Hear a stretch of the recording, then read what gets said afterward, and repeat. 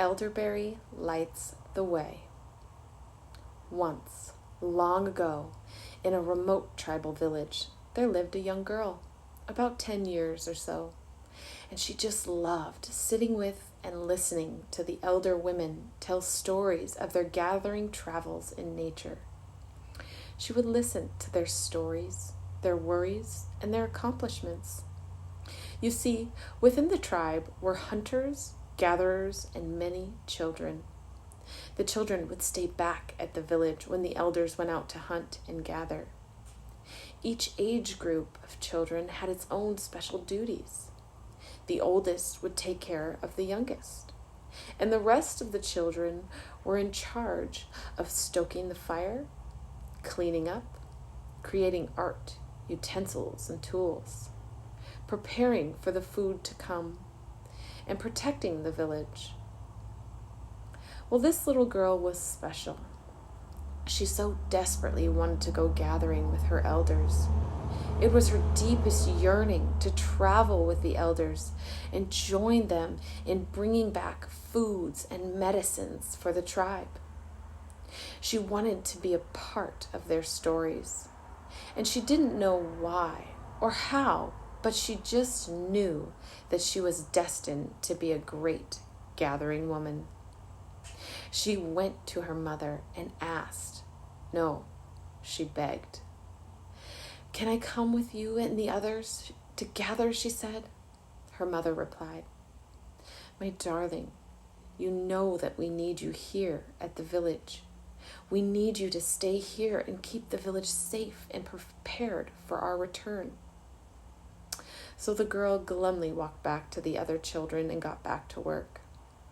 She was so disappointed, and she didn't understand why her heart so yearned for this. Why did she have this deep knowing that she was going to bring something amazing to the tribe? Why was this thought so all-consuming? So that day, she decided she would follow the women. She walked down the path she had seen her elders travel so many times before. She waited until they got far enough away not to see her, but she could still hear their voices in the distance. As she walks down the path, she admires each plant and herb along the way. She notices the trees, the bushes, the flowers, and even the grass below her. She sees the animals playing and wrestling among them. There are deer, squirrels, rabbits, and birds enjoying the fruit of her surroundings. She continues walking down the path with many options to turn or travel a different direction. But now she has lost track of the voice of her elders, and she's following her heart. As she continues her walk along the path, she notices a bright, beautiful light up ahead of her and a large clearing that leads to a single tree. The trail has ended, and she doesn't know where her elders have gone, but she feels no fear, only contentment. So she continues to the clearing ahead and notices that the opening in front of her is filled with the light of the sun. It is beaming straight at her. She walks closer to the light and finds a large, beautiful, magnificent tree with gorgeous, lush, juicy, dark purple berries. The tree was so captivating that she just stood there and watched in silence. After a while, she noticed that there were no animals here. Where were the birds and squirrels to take the berries from the tree? Where were the deer and rabbits to nibble at the berries that had fallen? She was so amazed by the tree, but confused as to why there were no animals here. Then she gets this strong feeling, a sense, a knowing that this tree and this berry are meant for healing. But why then aren't there any animals eating its healing fruit? She asks herself this question. And as she does, she notices the sun start to move and realizes she must get back to the village before the elders do. When she returns, she spends the rest of the day fantasizing about the great tree. She just knows it has healing abilities. But she was so lost as to why no animals ate the berries. Well, that night she dreamt that she was back at the great tree when a bird landed on the tree, ate a berry, and then instantly fell to the ground. Then a squirrel climbs the tree, eats a berry, and falls to the ground. A rabbit and a deer eat the berries on the ground and they fall dead. The young girl wakes up even more confused than before. Everything within her is telling her that this magnificent tree bears healing fruit. But how can that be if it kills all those who eat it? She spends her day wondering what all this means.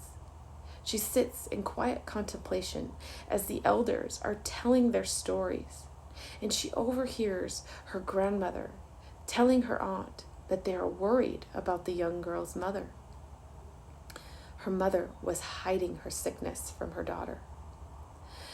Her grandmother told her aunt that she had hardly eaten in the past few days, and she's looking rather pale and drained. The young girl went to see her mother, who was surprisingly still in bed, and was now feverish to add to her ailments. The young girl's mother would not be able to go gathering that day.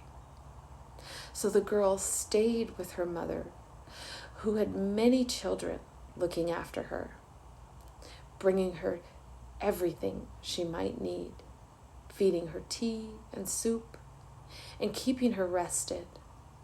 But as the days went on, her mother became more ill and seemed to be getting sicker by the minute. So that night, the young girl decided that she must go visit the tree again in search for answers. She gathered a torch and made her way down the path through the clearing to the tree. She sat in wonder and amazement before deciding that she would taste a berry herself. She just knew that these berries could heal her mother. So she carefully climbed the tree. But as she reached for a berry, the great tree whipped her with its branches.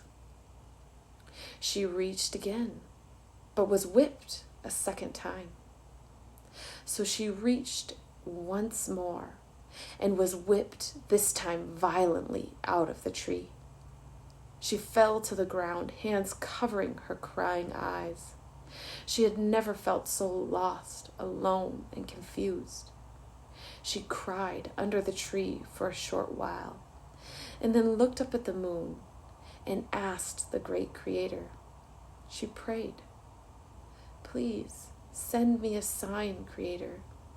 Help me to heal my dying mother. Please, oh please, great Creator, help me." And with that, the all-knowing, wise owl landed on the tree. The girl stared in amazement at the owl, who then grabbed a talon full of berries and squeezed until the juice of the berries fell to the ground. Next, the owl looked at her and said, "There lives an old woman in these parts who calls this the elder tree. These are elderberries. And the old woman boils these berries for hours and hours, stirring all the time. And after several hours of boiling, stirring, and straining the berries, she had a powerful, healing liquid to heal even the worst of illnesses."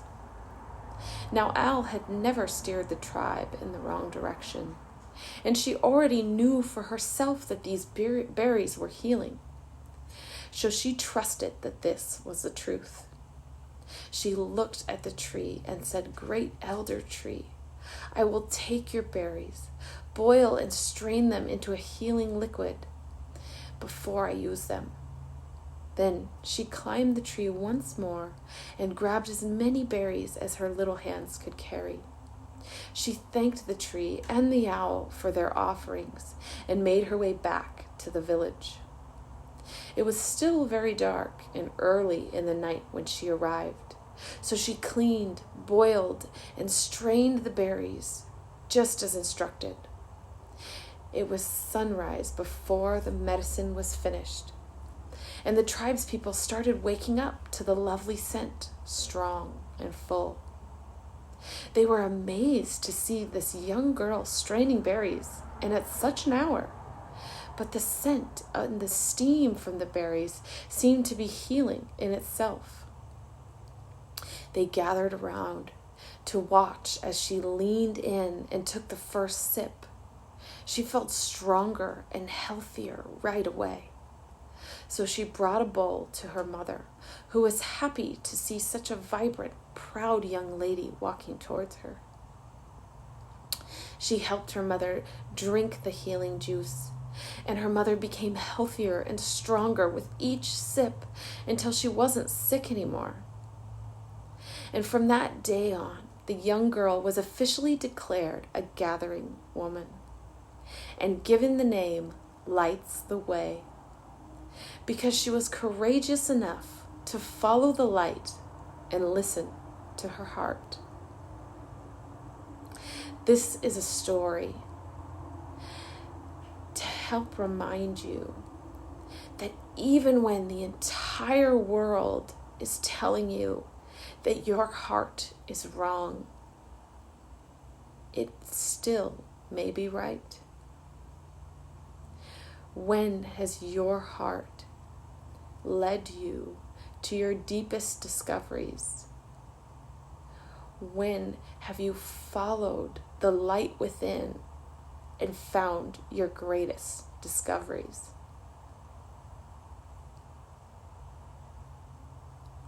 Listen to your heart and allow it to light the way.